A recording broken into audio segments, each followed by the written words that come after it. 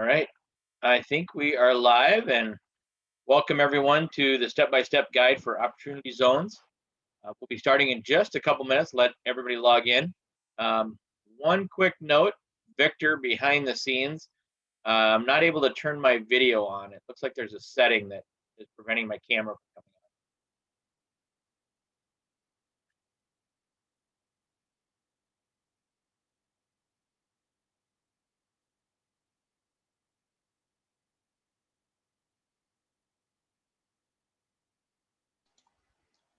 You should be good now, Ron. Looks like I'm live now. There we go. All right, and Victor, can you see my screen? Yes, I can see you and I can see your screen. Okay. Okay. Well, I want to thank everyone for joining. I think we have about everybody that was signed up logged in. Then we might get a couple of stragglers. Just a couple of housekeeping items. If you have, I'm sure we're all very familiar with the Zoom world and how the chats work, but feel free to put questions in the chat and I'll field those as they come up, and I'll take a couple breaks for questions. So with that, I just want to say hello to everyone. My name is Ron Krisha. I'm one of the co-founders at Golden Shovel and also author of Winning the Battle to Attract a Labor Force. I work a lot with opportunity zones and data and really trying to put together marketing plans and strategic plans for clients. So we'll be talking a little bit about that today. I'm going to go ahead and shut my video off as everyone can see me and you see my picture, so you can focus on the presentation.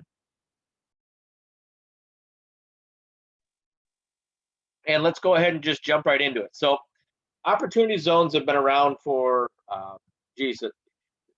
the legislation itself, I believe, came in 2017. And it started with really a bipartisan opportunity to find ways to develop areas that had actually been hit the hardest from the 2008 recession. You can believe that we're still responding to many of the unequal wealth distribution that occurred coming out of the 2008 recession. And so here we are coming now into COVID, coming out of this, looking to see what that wealth and disparity gap is going to look like again. Opportunity zones, I believe, continue to be a tool for economic developers to really try to develop out some areas. Now, there's been some bad press about some of the things, some of the development priorities that have been out there or projects, but the reality is these 8,700 tracts give places that never had an opportunity to get tax incentives and get wealth and capital investments into it in ways that frankly were difficult to achieve. So hopefully some of these will play out in your community. If you have those, you can take advantage of it. What we're going to cover today a little bit is just a real brief program overview. I'm sure most people know what the program entails and how the capital gains moves through. And if you don't, that's okay. That's really on the investor side anyway. Really for the economic development side, what this is really about is how you can leverage an opportunity and take advantage of a unique time in our history where lots of economic development dollars are available to help you market and promote tracts of land and opportunity zones. And then how the geography, why now is the right time. We're going to talk a little bit about that. And then I'll just walk you through some ways to develop out a marketing opportunity zone plan and a prospectus. So let's just jump right into it. I'm going to try not to read too much, but I do want to cover some top line background of this.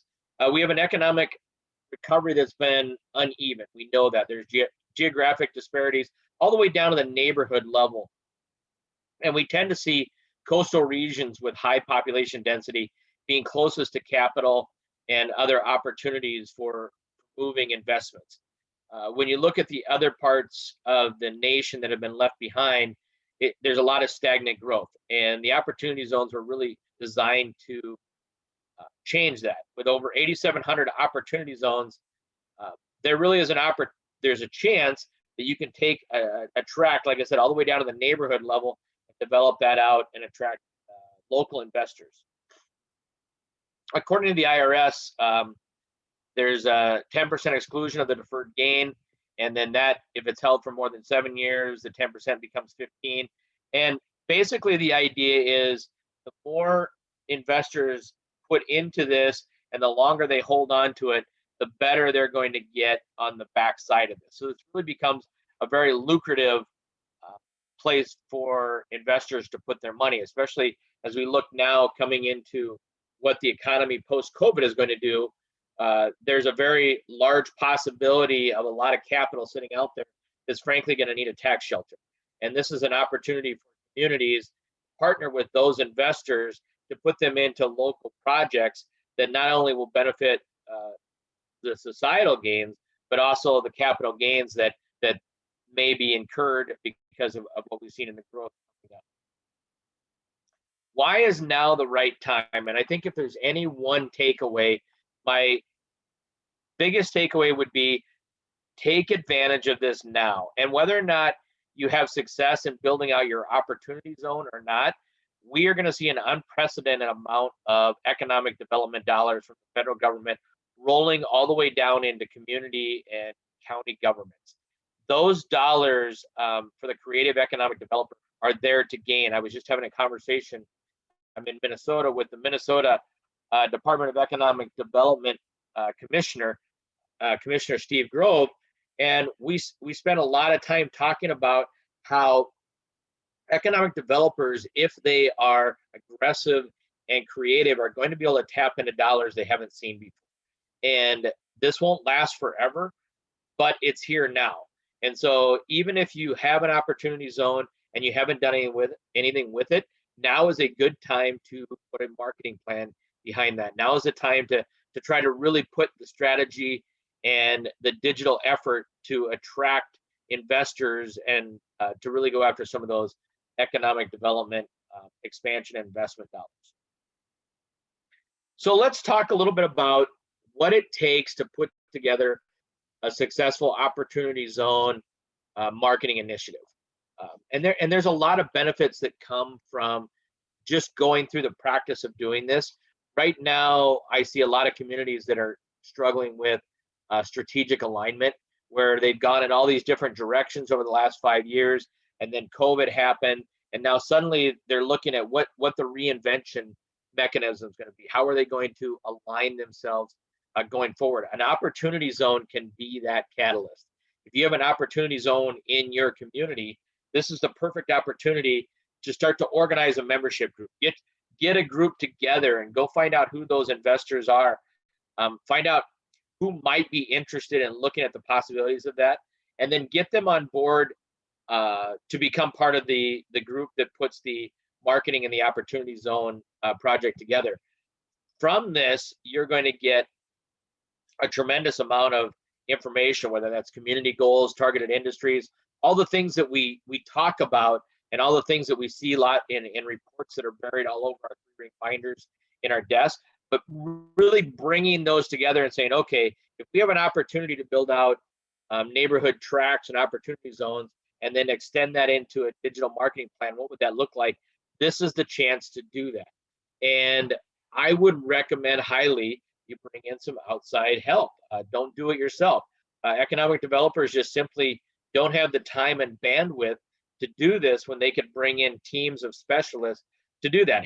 So for example, what we've done is we come into a community, we organize a membership group, we hold the meeting, we get everybody lined up, and then we really act as the agent for the economic development group, saying, okay, let's find out where the community wants to go and how they want us to build this opportunity zone plan out. And so that really is in those phases. By the time you get to phase 3 and you research and gather all the strategy documents, all the materials, all the SEO, and you start to put that into an impactful marketing plan, you really start to have something of a playbook that everybody gets to work off the same page. After you have done all, and I'm going to back up for 1 second, after you've done all the research and gathering, after you've identified the team leads and all that, then you put together a prospectus, and this really becomes the document, the digital document that everybody can rally behind. This is the same song sheet that we're all playing. From there, you simply identify your opportunity zone funds. You build your marketing plan, which step number 6 is probably where most communities stumble. they've done all the research and gathering, they've done everything that it takes to put a plan together, they have a prospectus, and they identify some zones, but then they stop, because really the next 12 months of opportunity zone marketing is about executing a marketing plan, and that can be a lot of work. That can be a lot of time that has to go forward. And so that's where I see a lot of communities struggle, where they would either run out of budget or they would run out of bandwidth. But I can tell you now, with the American Recovery Act dollars, that shouldn't be an issue now. That shouldn't be something that is a hindrance. There is dollars out there. There's dollars that you can put forward into your marketing. So let's talk about what it takes to organize a membership group. The first step is to assemble a group who will be primarily responsible for driving the Opportunity Zone initiative. And you really want to go outside of your boundaries here on people that are going to be part of this membership group. One of the things that I highly recommend, and we've had success with, is go find your high net worth investors in the community and bring them to the table.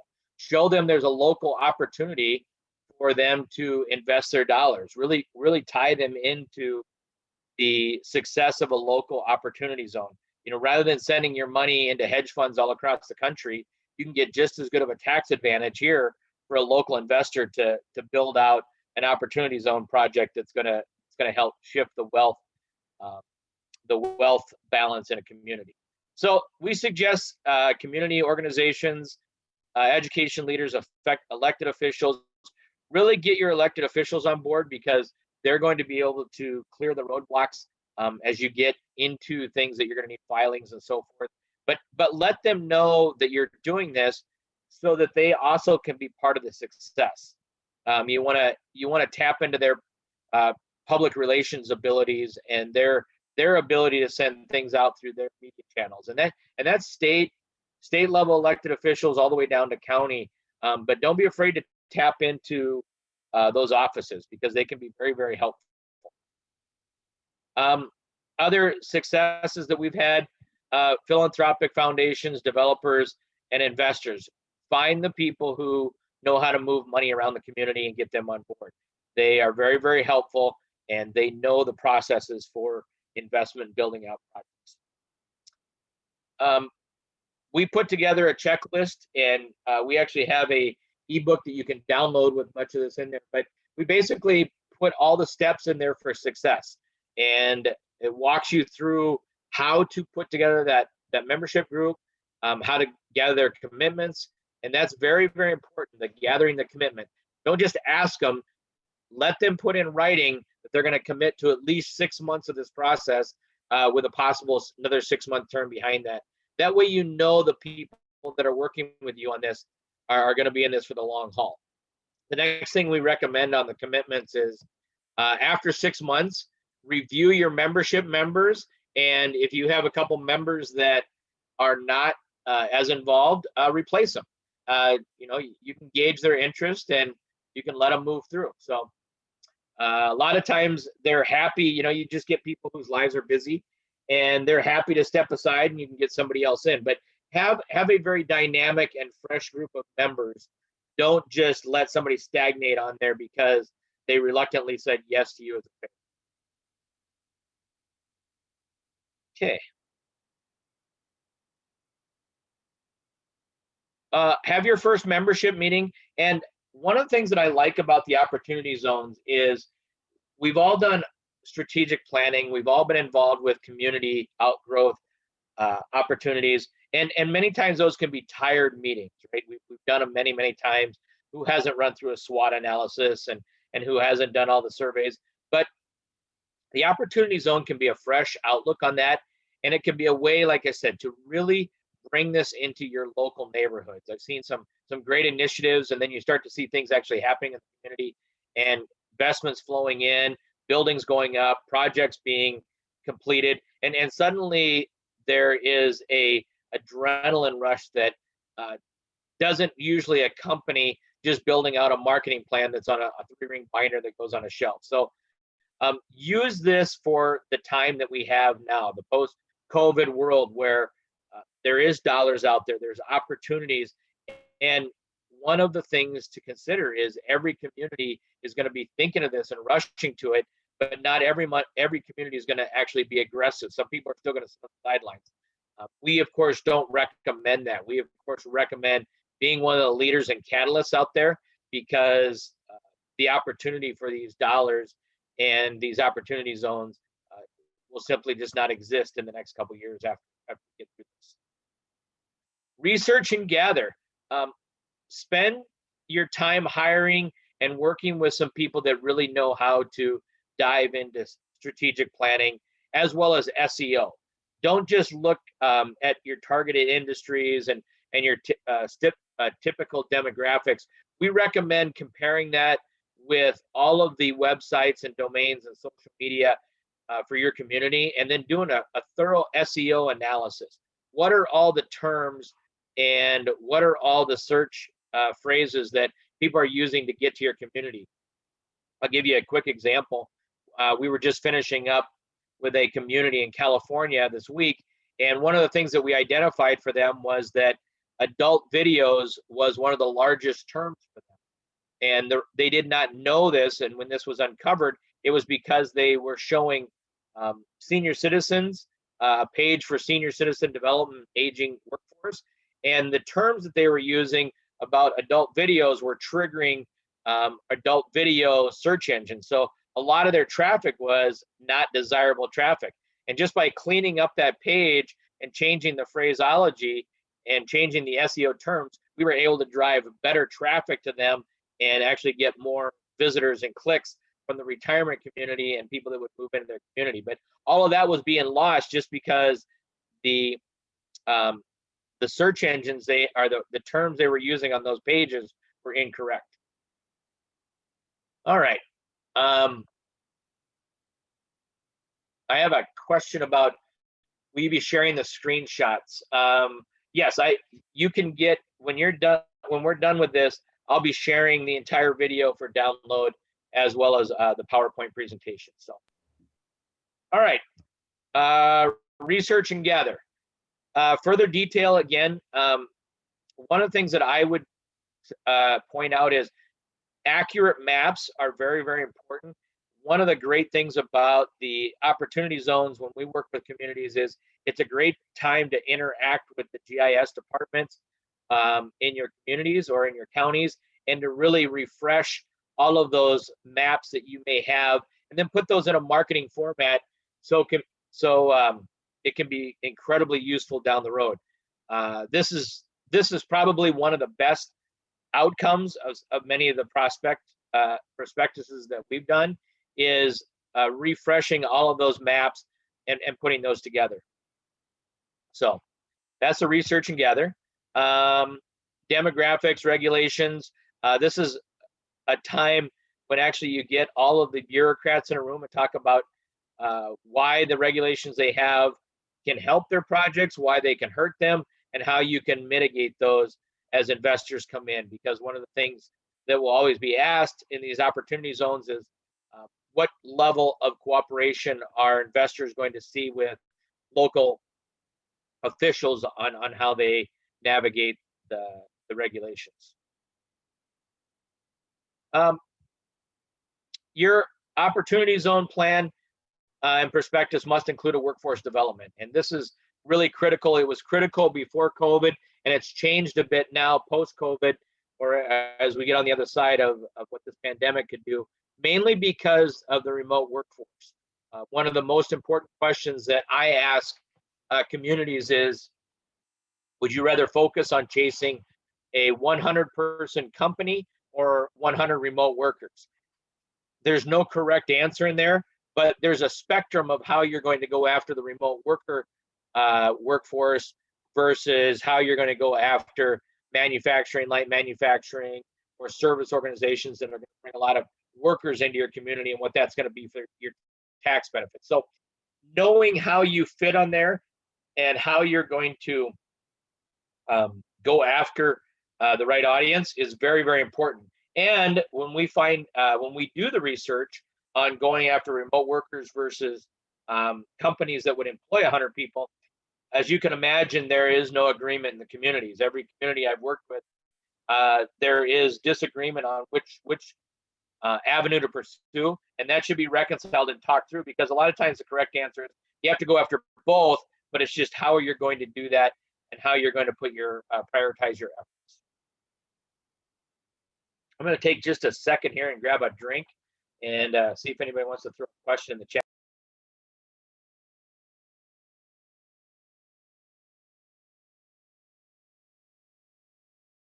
Okay, sorry about that. I do tend to talk fast, and so I have to force myself to slow down just a little bit. Build a prospectus. There's lots of good examples of prospectuses out there, and you want to make sure you look at all of those. Here's a couple of them that I'm going to see if I can pull them up here. Here's a couple of them that we have seen and looked at, and I won't be shameless and just show golden shovels, but there's many good examples out there. And the important thing is to go out there and look at what's been done, find out what you like, and then emulate that with your project. The Erie, Pennsylvania Opportunity Zone, I thought they did a really nice job of this. You can download their Opportunity Zone prospectus. They've also put together a very nice web page that goes with it, and it's just very well done. Let's take a look at South Bend, Indiana. If you're familiar with South Bend, Indiana, this is the home of our current Transportation Secretary, Pete Buttigieg. He was the mayor here, and this was the Opportunity Zone that they put together when this first came together. And just, again, a very well thought out, a great way to explore what avenues and what you should put in it. You can see it's very intensive on the graphics and the maps, and that is very, very helpful to investors. Your prospectus should be, number one, designed to simply attract and get attention. It shouldn't be the deal closer. If you put a prospectus in the hands of an investor and they never call you again because all of their questions are answered, you've done it wrong. Your prospectus should entice them and get them to call you so that you can actually walk them through the potential assets and positives of your community. And that's what we try to make all of our prospectuses to be. It is a document that once I put it in the hands of an investor, it gets them to ask more questions, not less. The last one that I'll show you is Oklahoma City. This was, looks like they've just taken that down, and I just looked up that a couple days ago. All right, well, big no-no, make sure that you don't pull your URL without a redirect. So not sure why Oklahoma would do that. But again, Erie, Pennsylvania, South Bend, and then before we send this out, I'll find another updated one. There's at least 12 or 13 prospectuses that we looked at or that we've done, and so I can give you pretty good examples. When you build your prospectus, here's a list of sections that we recommend. So we've tried to make this simple for you, so you don't have to get too worried about what to include, what not to include. Here's some of the popular sections that we would do, and it gives you a nice plan to follow. But do a community overview, do your sites and maps, put your workforce availability, because that's a very important, is what the workforce is going to look like. Talk about your demographics, your culture, industry clusters, key employers, cost of living and housing statistics, what incentives may be out there, and education and training, rankings, and quality of life. So those are the top sections that we recommend in a prospectus. I've seen them anywhere from 18 to 45 pages. You can create a prospectus for each opportunity zone, or you can create it for the entire community, and then break it into, if you have more than one opportunity zones, however you'd like to do that. But like I said, I've seen them between about 18 and 45 pages. Now you have your prospectus, what should you do? There's lots of resources to start looking for opportunity zone funds. And this is where you have to actually do some dialing and reaching out. But once you have your prospectus, I would recommend that you, if it's in a print format, you get at least 100 copies and start sending them out to opportunity zone funds. Try to get them to some fund managers' hands and get that interest out there as to that you have this opportunity zone, that you're ready to start marketing it, that you're seeking those investors, and it's a numbers game. You're going to send a lot of them out there and try to get 2 or 3 phone calls or 2 or 3 conversations. Build your opportunity zone marketing plan. Make sure that once you have the prospectus, you're ready to take that to the next level, to an SEO marketing, using Google Ads, Facebook. Really don't hold back on this, because you have to be aggressive. Otherwise, investors simply won't find you. They are looking, I hear a lot of opportunity zone investors looking for opportunity zones. The reality is many opportunity zones will never, ever make it into an investment because they just don't have good projects. And so you have to really compete with that and rise to the top of that and make sure that your community is putting their best foot forward. And then publish it and tell the world. Once you have everything together, put all of your tools together, put all of your efforts into a concerted, aligned marketing plan, and go tell everybody, send this out. Have your high net worth individuals in your community handing out the prospectuses to their friends and family or people they know. Find the people that have the capital and get the prospectus and the opportunity zone plan in their hands. The only way you're going to attract capital is you got to beat the bushes a little bit and find the people that have those deferred capital gains that are looking to put those into a safe tax avenue so that they can defer the taxes as those come due. So that is really what it takes. I know that was a quick 27-minute presentation. It's not hard to do.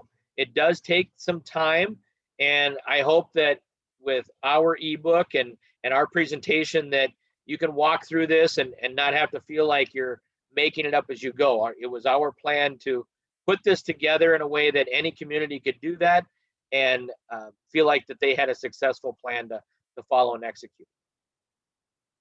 So with that, I would just remind people that the biggest cost driver in this is going to be the time.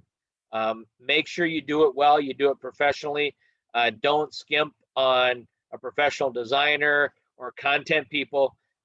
Economic developers, God bless them, they have a lot on their plate. Find a professional that can help them and really accentuate what their community is so that they can put their best foot forward. So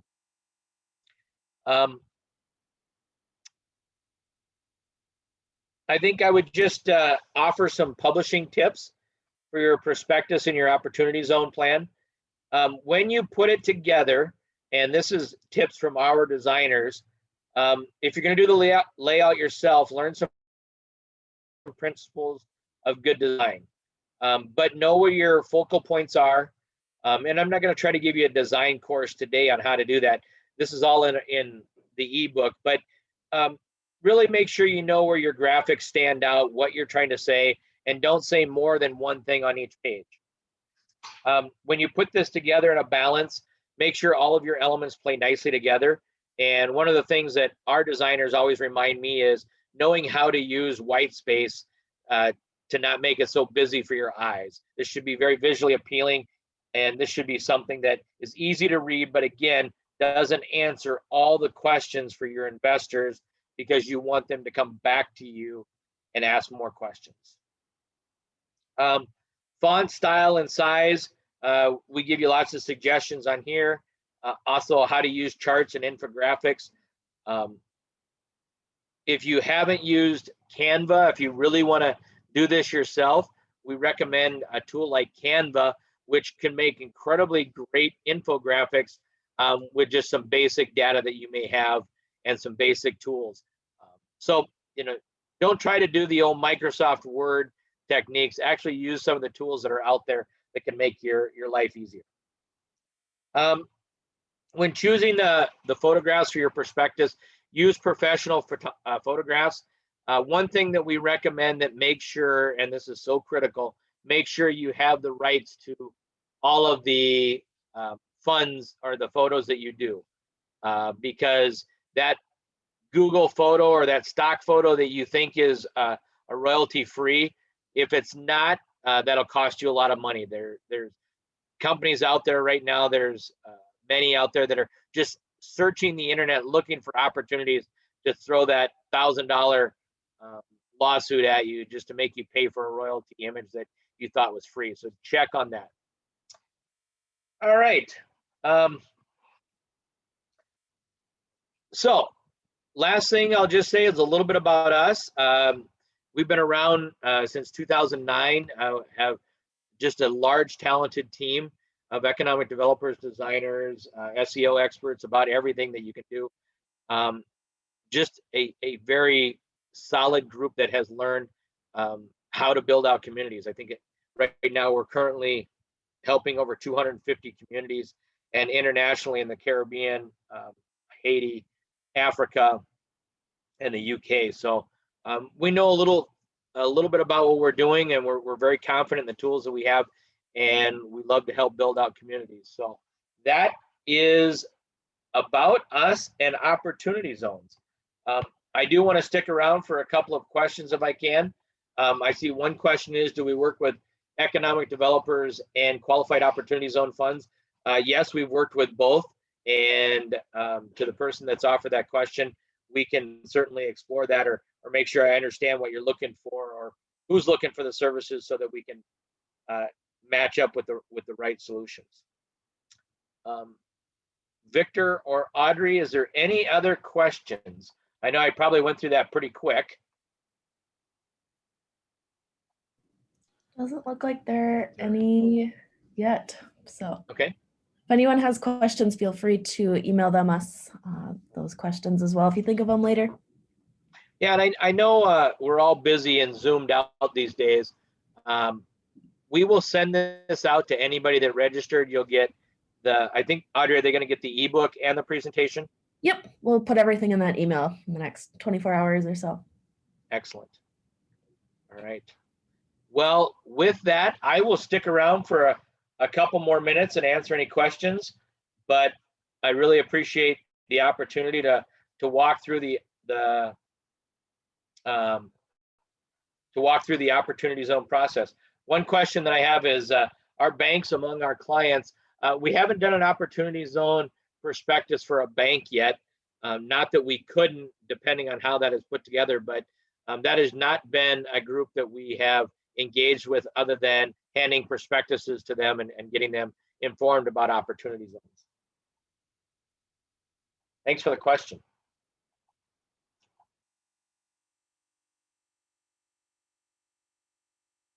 Last question I just got here was, how long? Typically, we find anywhere between 10 and 14 weeks to put together an opportunity zone process and prospectus, from the first meeting all the way to when we publish. So we've been able to do them as little as 9 weeks, but really we need about 14 weeks if we're going to engage all the stakeholders.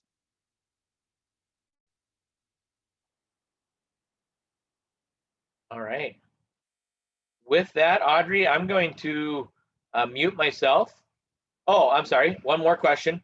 Do you suggest a focus on the social impact? Great question, and yes.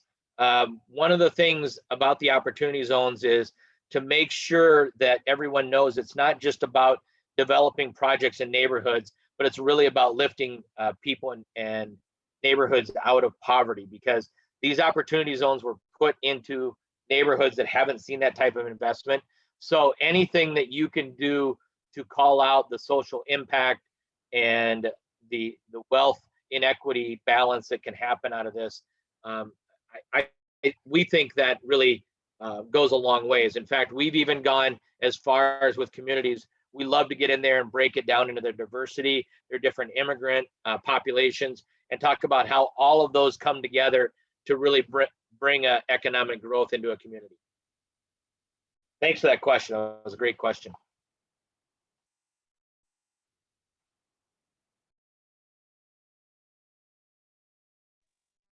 Okay. Well, I don't know if I have my contact information on here. I'm part of the webinar, and of course, Audrey, you have everyone's contact. If there's any questions, we're always available to field those, and happy to have a conversation. if you're looking for more information. So thanks for joining our Opportunity Zones webinar. Thank you for joining. Thanks, Ron.